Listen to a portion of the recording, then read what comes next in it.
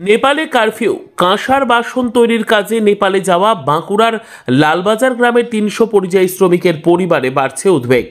নেপালে অশান্তির জেরে জারি করা হয়েছে কারফিউ। দেশে ফিরে আসা তো দূরের কথা, বাড়ির বাইরে বেরোনোর অনুমতিটুকুও নেই। অগত্যা নেপালে নিজের কর্মস্থলে আটকে রয়েছেন বাঁকুড়ার হিরবাদ ব্লকের লালবাজার গ্রামের প্রায় ৩০০ পরিযায়ী শ্রমিক। নেপালের লাগাতার অশান্তিতে ওই ৩০০ পরিযায়ী শ্রমিকের নিরাপত্তা নিয়ে উদ্বেগ বাড়ছে শ্রমিক পরিবারগুলিতে। বাঁকুড়ার হিরবাদ ব্লকের লালবাজার গ্রামে প্রায় ৩০০ পরিবারের বসবাস। এই গ্রামে এমন কোনো পরিবার খুঁজে পাওয়া দুষ্কর যে পরিবার থেকে কেউ না কেউ নেপালে পরিযায়ী শ্রমিক হিসেবে কাজে যাননি। এই গ্রাম থেকে নেপালে যাওয়া পরিযায়ী শ্রমিকেরা মূলত নেপালের কাঠমান্ডুর নেপালগঞ্জ এলাকায় থাকা একের পর এক কাঁসার বাসন তৈরির কারখানায় কাজ করেন। প্রতি বছর পুজোর সময় তারা ফিরে আসেন নিজের গ্রামে।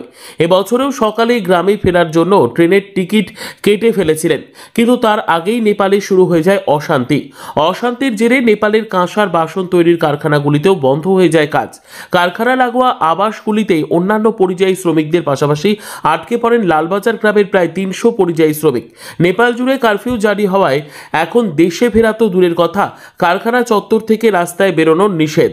কারখানার মালিকপক্ষ কারখানার শ্রমিক আবাসগুলিতে খাবার ও জল সরবরাহ করলেও কাজে যাওয়া ওই পরিযায়ী শ্রমিকদের নিরাপত্তা নিয়ে ক্রমশই উদ্বেগ বাড়ছে শ্রমিক পরিবারগুলিতে।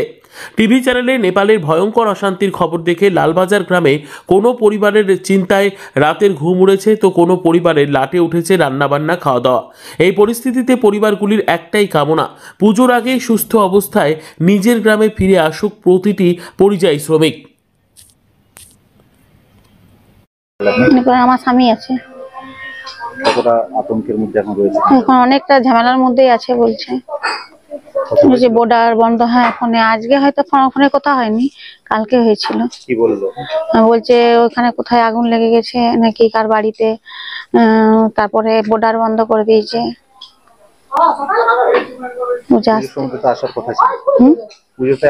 পুজোতে আসার কথা ছিল, কিন্তু আসতে মনে হয় পারবে না, কিন্তু বর্ডার বন্ধের জন্য হয়তো আসতে পারবে না। আপনারা পরিবার পরিজন নিয়ে কতটা চিন্তার মধ্যে আমাদের অনেকটাই আছে। এবারে আমাদের এবার খুলেও সবাই অনেকে আছে, আমার দেওর আছে, স্বামী আছে, সবাই আছে, কিন্তু এরা পুজোতে আসবে, যদি না আসতে পারে অনেকটাই চিন্তার মধ্যে। এরকম ঝামেলা হলে বাড়ির লোক বাইরে থাকলে তো ঝামেলা হবে, কি টেনশন হবে। ওরা শালের কাজে গেছে, কাঁসা বাসনে।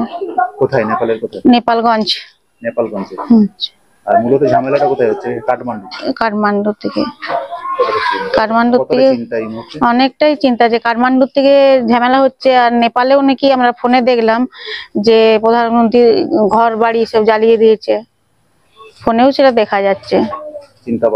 চিন্তা তো বাড়বে, কি বাইরে স্বামী থাকলে বাইরে তো চিন্তা হবে। কি ফোনে কি সবসময় পাওয়া যাচ্ছে? না, সবসময় ফোনে পাওয়া যাচ্ছে না। ও বলছে যে সবসময় ফোনে, কিছুদিন আগে 2-3 দিন ফোনেই লাগছিল না, ফোন বন্ধ ছিল।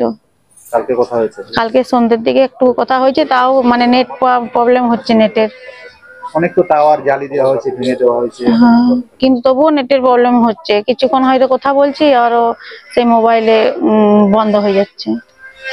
এই পুজোর আগে আসবে না, কতটা চিন্তা বাড়বে? চিন্তা তো অনেকেই হবে, মানে এবারে যদি ছেলে মেয়েরাও কাঁদবে যদি বাবা না আসে। আমাদের নিজেদেরও টেনশন আছে ওইখানে, যতক্ষণ না বাড়ি পৌঁছাচ্ছে। মোলেনে অনেকেই আছে, অনেকজন, অর্ধেকাংশ লোক আমাদের মোলেনের অর্ধেকাংশ লোকই বেড়া ছেলে বাইরে থাকে। ওইরকম হবে। কি নাম? আমার নাম শম্পা কর্মকার, স্বামীর নাম লব কর্মকার।